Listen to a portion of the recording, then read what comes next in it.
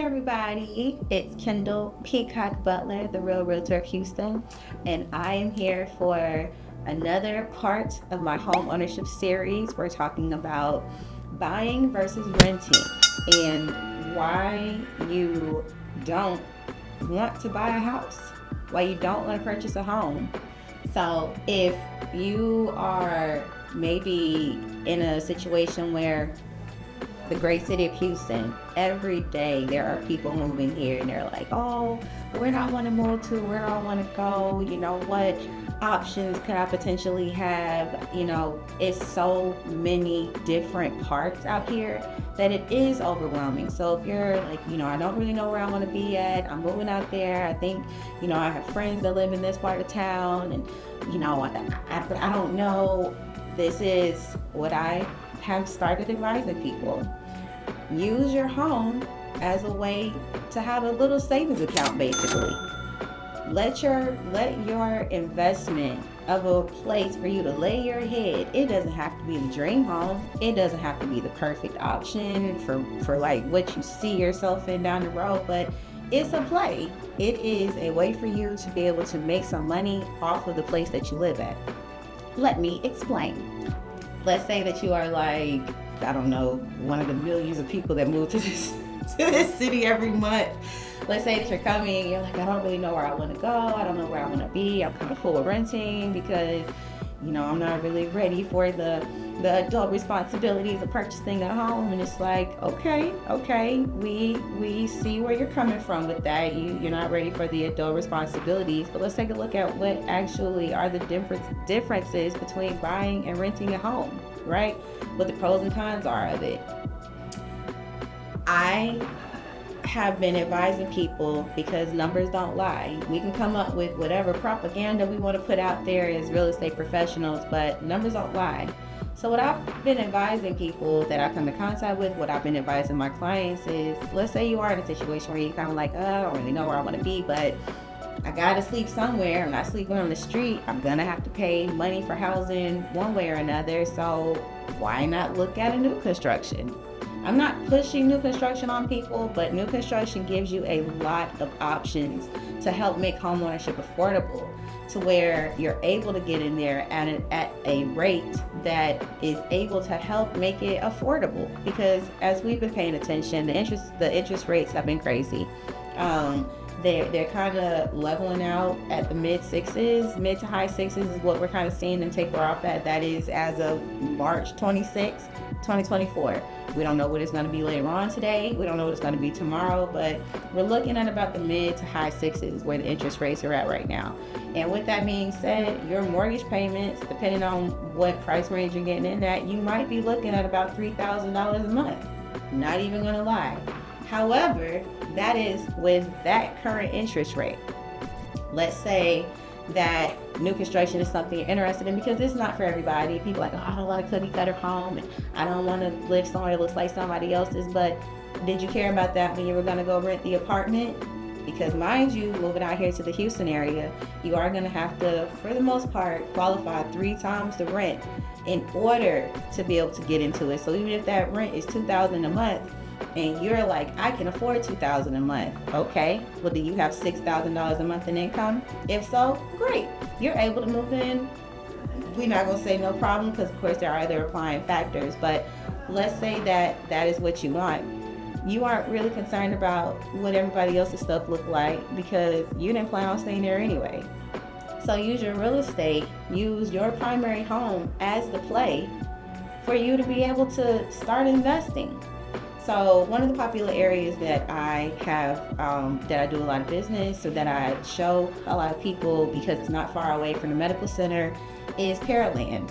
It's straight south outside of Houston. You're literally to downtown Houston in less than 25 minutes. So 30 minutes. So I like to tell people about that area because for a lot of professionals, it's a straight shot for them to get to work. Super diverse, the school systems are, pretty decent. So Pearland being a very popular area, like a really, really hot area, it's super busy in Pearland, which is why the areas surrounding it are becoming more and more popular, getting a lot more traction, like Manville, Iowa Colony, Rosharon, Fresno. So I use Pearland as an example of you're trying to get a home, or you're moving to the area, you might be in healthcare or whatever your profession may be, but let's say that Pearland is the area that you're like, okay, I like it. It's not too far away from the city, but I can still be on the outskirts away from all the noise, right? Okay, cool. What are you looking at spending? $2,400 a month is what we're going to go with for illustration purposes. $2,400 a month, right? All right, cool. Let's go ahead and find you a home for $2,400 a month. So, my handy dandy lending partners at Great Rate Mortgage, Brett Reynolds, he prepared some numbers for me to give me a good, clear shot on what that could look like. So, you're moving to the area, you're cool with a $2,400 a month more rent, and you're like, okay, I'm gonna do this for a year, and I'm kind of gonna go from there to see what can happen. All right, that sounds good. You get into your apartment, you're still gonna have your water. Well, I'm not gonna say apartment. I'm gonna say, let's say you're renting a house. We're gonna do apples to apples. You're renting out a home, a private managed property. That's gonna be, let's just do a 3-bedroom, 2-bath, maybe 4, because it might be a family or you might need more space. So we're gonna do 3 to 4 bedrooms, 2-bathroom home, right? $2,400 a month. You come down, see the home, you like it, okay, this will work. The next year comes, I think I want to rent again. I still don't know where I want to be at. Okay, well, what are we trying to figure out? So in that year of you being in this rental property, not only when it comes time for you to renew that lease, your rent is going to go up again. Why? Because they can. There's no rent control. There's nobody saying, you got to cap out. So you're going to pretty much looking at the statistics of what Mr. Brett Reynolds sent over. This is your rental, right? Your rental chart. So it's gradually going up each year about $100. So every year they're going to charge you more. Whereas we went ahead and decided, okay, let's go ahead and buy a home. Let's jump into a house. Let's say, you know what? I know that it's going to be a lot, but really you're going to have the same exact bills. So water, potentially gas, internet, renter's insurance. You won't have to worry about an HOA or a condo fee because that's the owner's responsibility, which a lot of times those are due in one lump sum for the year. There are other communities that will let you pay it monthly, so however that works out. But water, gas, electricity, internet, that's the same bills that you have when you have a mortgage. The only difference is it's called a mortgage and not a rent. All right, so we got the same bills, even renter's insurance, because they're going to require you to have a renter's insurance policy, because if anything happens, the seller is not being liable for anything that happens to you or your things while you're in their property, which sounds a lot like a homeowner's insurance policy, which protects your property in the event that anything happens to it. Okay, you are going to get a home warranty. If you're working with me, you're going to get a home warranty if you're not getting new construction. And the only reason why I say if you're not doing new construction is because new construction already has the warranties built into it, which you will verify to make sure that there's nothing missing.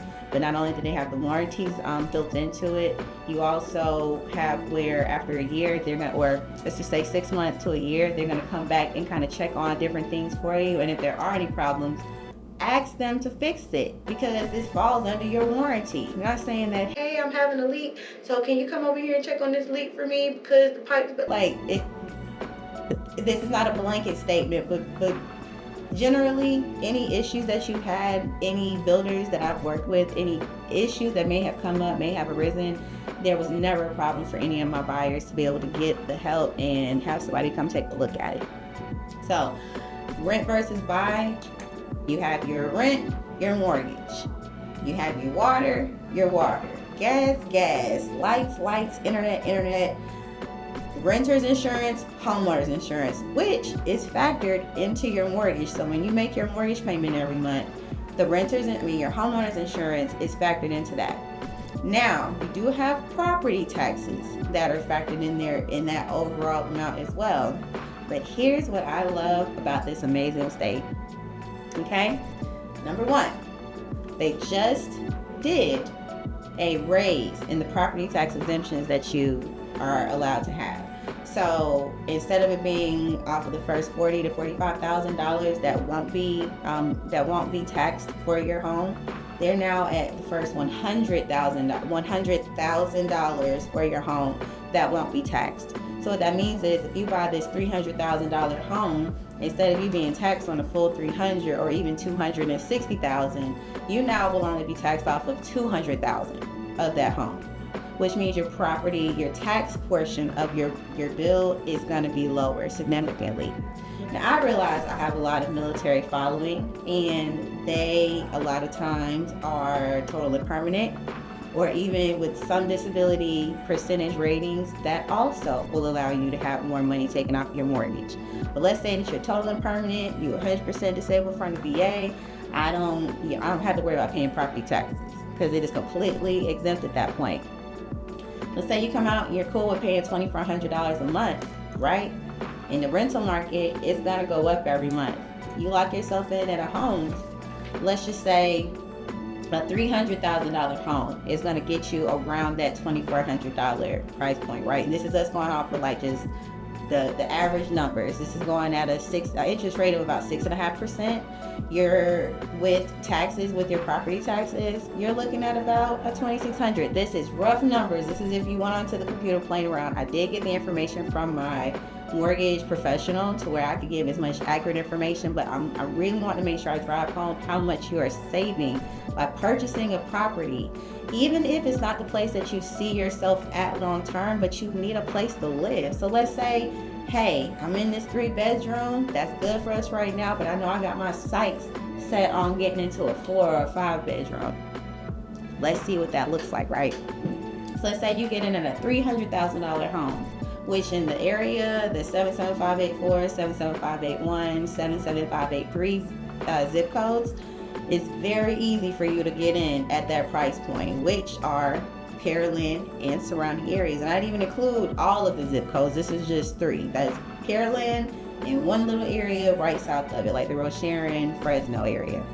Say you get in at $300,000 for your home while you're trying to figure it out, right? You apply your property tax exemptions. Say your total and permanent 100% property tax exemptions from the VA, or even if you aren't 100%, you still are able to get exemptions from your property taxes. You have to fill out an application though with the appraisal district. But just so that way we keep the numbers nice and even. No taxes. Your mortgage payment went from about $2,600 to about $2,200 a month.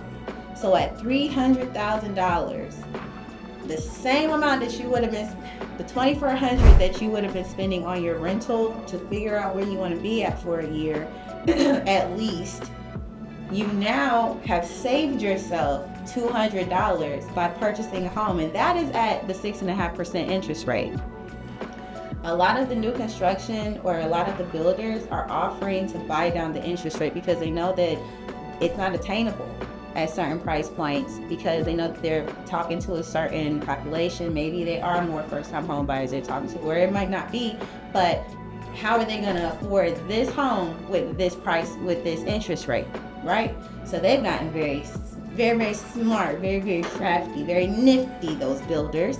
And they said, well, listen, we're going to buy down your interest rate. So now not only are you able to get the home of your dreams, you're also able to get into the home of your dreams at an interest rate that you can afford.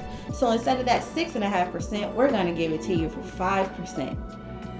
Is that so? And then what do I have to do to get such things? Because we know that money is not free.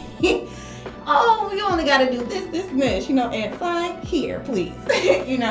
But what typically happens, you do have to go to their preferreds, their lenders, closing companies, and it sucks that it's that way because it does hurt a lot of our local lenders, our local title companies that want to get your business, but you got to play by their rules.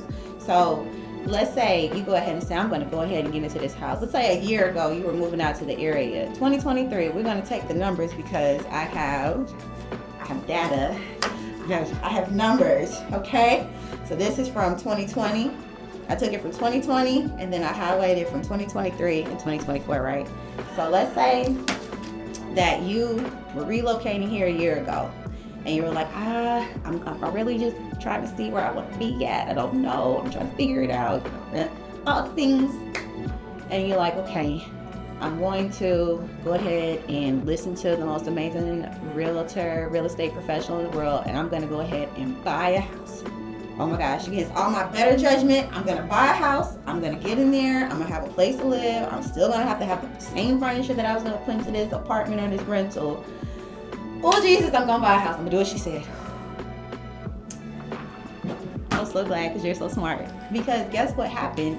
If you had went ahead and listened to me and you had to purchase a home instead of renting a year ago, the average sales price, the median sales price was $320,000 on a home. Let's just say $320,000, right?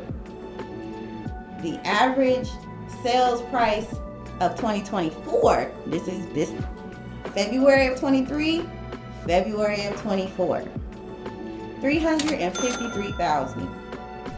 So that means that, well, what you trying to say, real realtor of Houston? So you trying to say that if I bought my house at $320 a year ago, I can sell it at $353 this year? Potentially. That's what they're saying that the average, the median sales price is over there. So yeah, you potentially could have $33,000 worth of equity using your home as a savings account. From just a year ago, you could have $30,000, maybe $40,000 of equity, just because you didn't know where you wanted to live at. So now, what that means is I not only have $33,000 worth of equity, which means that should I need to go and borrow against my home for something, not refinance it to get a lower payment or whatever. Refinancing does help when you are looking to get a lower interest rate because the interest rates are high, which can help your payment to go down. That you do have to look at the situation. But let's say that you were trying to figure it out, you went ahead and jumped into the house, and now you have $33,000 worth of equity. You can now use the money from that original home. If you want to keep it, sell it, whatever, and you can use that as a down payment on the next house. You're able to pull that equity to go towards something else, or maybe you want to get into investing and buy your next investment property. So that's just in 1 year. Let's say that you bought a house back in 2020 when the interest rates were really good, the housing prices were pretty decent, they weren't up and stuck like they are now. You bought this house at $270,000 back in 2020 for $270,000, which means that if you were looking at maybe potentially putting your house on the market today, you potentially could put it on there for $353,000, which means that it's about an $83,000 difference of what you pretty much would have made on your home.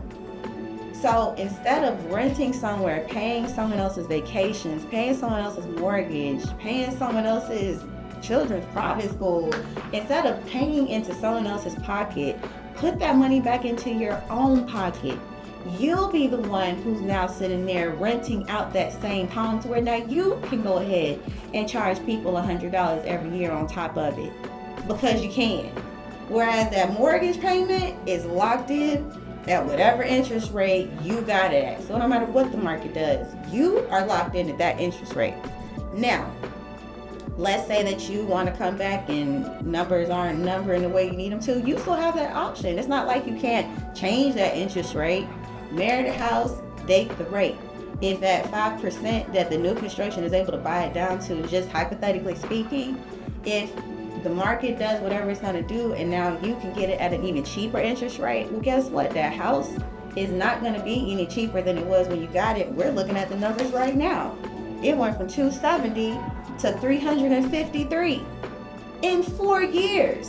$83,000 in 4 years.